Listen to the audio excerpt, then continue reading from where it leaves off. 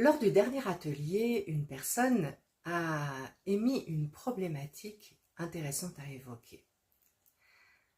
Nous parlons dans l'atelier de deux peurs principales qui bloquent le processus de reconstruction et il s'agit d'une troisième peur, celle de faire du mal à l'autre. Souvent, c'est vrai, la personne va être amenée à se taire pour protéger. Déjà, simplement parce que, il faut le savoir, et plus de 50% des personnes, des femmes en tout cas, ont été abusées par un membre très proche de sa famille, le plus souvent.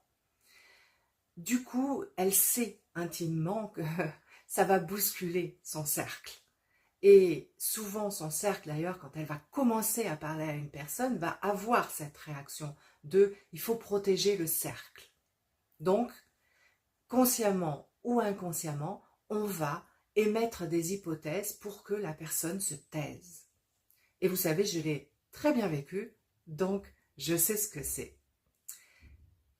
Mais du coup, la personne, en se taisant, pour protéger son cercle, pour répondre à cette demande, elle va en fait se faire du mal à elle-même.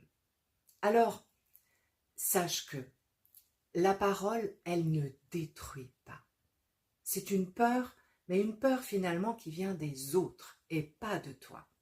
Et cette peur, en réalité, n'est pas une vraie peur, c'est une culpabilité que l'on te met sur le dos.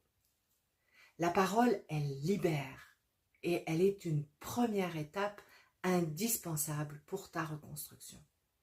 C'est la raison pour laquelle je te propose de la libérer dans un espace de sécurité, de bienveillance et un espace où cette libération va te permettre d'aller véritablement à ta reconstruction. C'est aussi un des sujets que nous abordons dans l'atelier gratuit que je t'offre. Alors n'hésite pas, si tu te sens bloqué dans cet espace parce que tu as été abusé dans ton enfance ou ton adolescence, eh bien, viens à l'atelier, inscris-toi. Tu trouveras le lien soit en dessous de la vidéo, soit en bio, soit sur mon site internet. Tu verras que oser parler, oser s'exprimer ce mal-être, cette histoire, c'est la première étape indispensable à franchir pour renaître à toi-même.